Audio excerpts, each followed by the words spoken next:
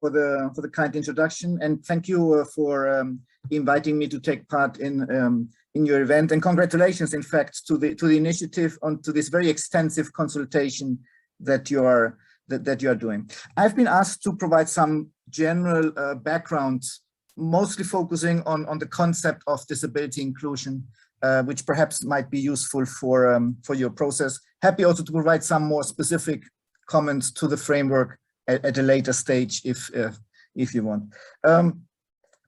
As it was mentioned already by previous speakers and also in the background note, we have now the Sustainable Development Goals, particular goal number 8, which is important for those of us who work in the employment sector. And what is very important is to see that there is explicit references to persons with disabilities in the SDGs, something we did not see in the predecessor of the SDGs, the Millennium Development Goals. No? So this explicit reference to persons with disabilities, the need, for instance, to disaggregate statistics by disability, the message of leave no one behind, which is particularly relevant also for persons with disabilities, all of that gives a very strong impetus to the attention to the rights of persons with disabilities. But as you know, not only do we have the overall mainstream framework is disability inclusive, but we also have the UN Convention on the Rights of Persons with Disabilities, which gives us the legal and conceptual framework on how best to promote the rights of persons with disabilities, including, of course, the right to employment. And as you know, the Philippines was one of the first countries already back in 2008 that ratified the UN Convention. So the UN Convention tells us not only the objective that we need to achieve, which is this full and equal participation in society, but it also gives us a lot of guidance on how to do that. And for instance, it's a useful framework to, when looking at your proposed governance framework, to see how much is it fully compatible and compliant with the UN Convention on the Rights of Persons with Disabilities. I give some examples. Does it adequately protect from all types of discrimination based on disability? Does it promote the full participation of persons with disabilities? Does it focus on inclusive solutions versus separate, segregate solutions, which were more the usual approach in the past? For instance, if I take 2 examples, the previous speaker mentioned job fairs. Now, in the past, a job fair approach would be, we do a job fair only for persons with disabilities. Now, we would argue as ILO that the job fairs in the future should be inclusive job fairs, not a job fair only for persons with disabilities. You would need to make some adjustments in the mainstream job fair to highlight, for instance, that specific stands welcome candidates with disabilities, or you do some adjustments to the mainstream job fair to fully include persons with disabilities. But versus the old approach, I would argue that would be, no, we are going to do now a job fair only for persons with disabilities. If you want to promote, for instance, an internship program in the government or in the private sector, we would argue, don't do it in a disability-specific internship program. Look at mainstream internship programs and make the adjustments to that to see how to fully include young women and men with disabilities in this program. Now, making targets, identifying targets and goals is very important, but always in the context of a mainstream solution. Now, that would be, let's say, my advice based on what the CRPD, the UN Convention on the Rights of Persons with Disabilities, tells us. Let's move away from separate solutions and let's move towards disability inclusive mainstream solutions. The UN Convention also will tell us it is about consultation with persons with disabilities and their organizations. And I've heard that you have, in the current draft, you have consultant with the bureau that specifically represents staff with disabilities, and that's very important. And it's also very important to do what you're doing today, which is to have the different social partners as part of your consultation process. We have a challenge there, it's fair to say. On one hand, we want to have disability organizations being consulted, but we also want to, and for the ILO that's very important, we want to fully respect the social dialogue, the consultation with employer federations and trade unions. And sometimes bringing those two things together has not always worked very well. I think you have a unique opportunity to bring both elements together, to consult with employers, with employer federation, with trade unions, as well as with disability organizations. I was very happy to hear previous speakers to speak about the gender element, because in my very rapid glance through the draft framework, I felt the gender element was a bit missing. And I think, and it's not the easiest thing. I mean, we did an analysis some years ago looking at government policies that were specifically targeting women with disabilities. We found very, very few examples on how to do that properly. And I think it's good, the call from the previous speaker, to call to all of us to jointly discuss how to strengthen the gender responsiveness of your framework. We need to fully respect and remember that the diversity of persons with disabilities. It's not only the diverse type of impairments. People have more severe or more milder disabilities, also from a labor perspective, but it's also that there's a big difference between persons who have acquired a disability while being, for instance, at work and having already a career behind themselves, versus a situation where a young person who has a disability from birth or from early onwards is knocking on the doors of the labor market. These are two very different situations. And your framework, and I think it does already, your framework needs to take into account these different diverse situations.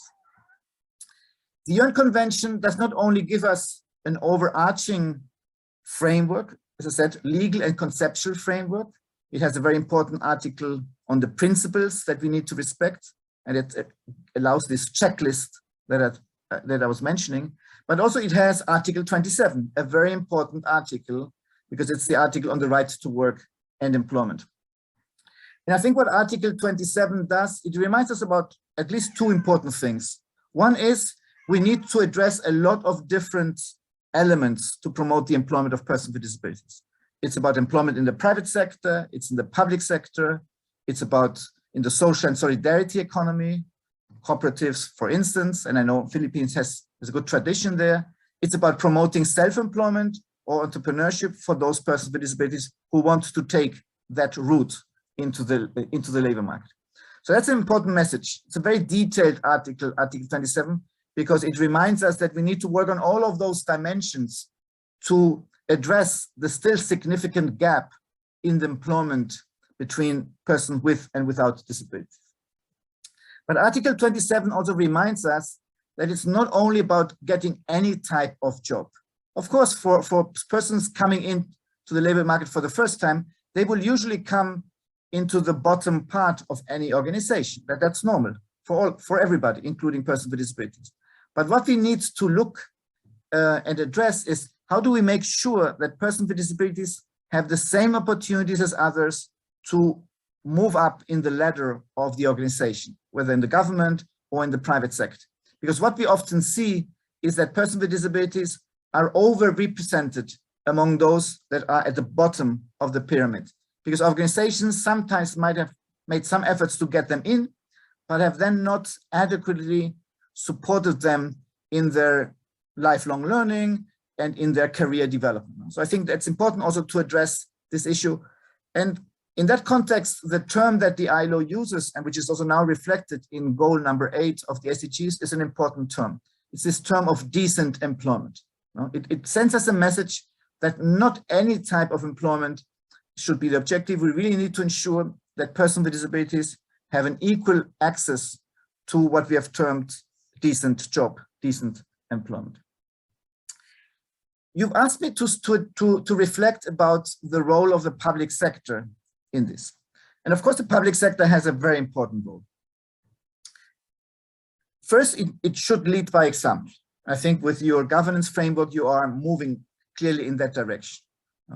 If the public sector wants to ask the private sector to be more inclusive of persons with disabilities, the public sector can only have the authority to do so if the public sector by itself leads by example. And that, of course, the Department of Labor and Employment should be the number one in that provision of example. But at the same time, it's very important that throughout the public sector, at national, but also at local level and regional level, the public sector needs to lead by example. It needs to employ persons with disabilities. And as we all know, if there will be more and more staff with disabilities in the public sector, it will also lead to better services for disabled citizens, but also for anybody, because the experience very often shows that when you improve your public services to address the needs and the rights of persons with disabilities, you are coming up with better services for everybody. And having staff with lived experience of disability working in the public sector will just help you to improve the performance of your services. But of course, moving back to the area of employment, it's very important that in your case, Department of Labor and Employment, for instance, promotes fully inclusive vocational training. And again, let me remind you about the inclusive nature. It is about mainstream vocational training to be fully disability inclusive. We should move away, if it still exists, from segregated, separate vocational training.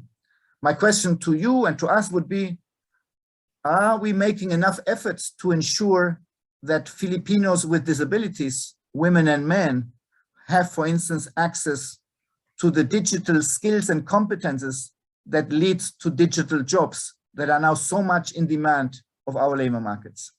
Jobs on artificial intelligence, on blockchain, on digital accessibility. All these jobs can be jobs for persons with disabilities if we make sure that they have access to the digital skills and competences that are needed for these jobs.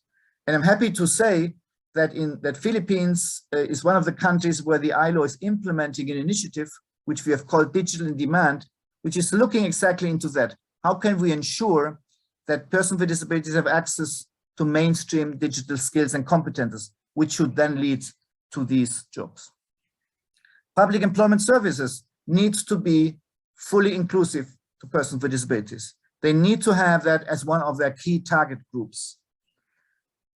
It is important also that the public sector, Department of Labor and Employment, provides adequate support to small and medium enterprises to promote the employment of persons with disabilities. In the ILO context, we have supported the establishment of the Filipino Business and Disability Network. I think colleagues that are supporting that network are part of the call today, part of the webinar today.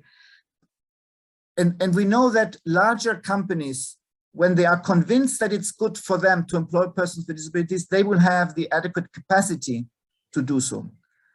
But for small and medium enterprises, that is more difficult. And I think there is where we have the challenge, not only in the Philippines, but in most countries, how to make sure that a small and medium enterprise that has been now convinced that it's good for them to employ persons with disabilities, that we provide them with the adequate support to find candidates with disabilities that have the skills that are demanded, but also to provide them the technical and perhaps sometimes financial support to make any workplace adjustments that would be required to employ persons with disabilities in small and medium enterprises.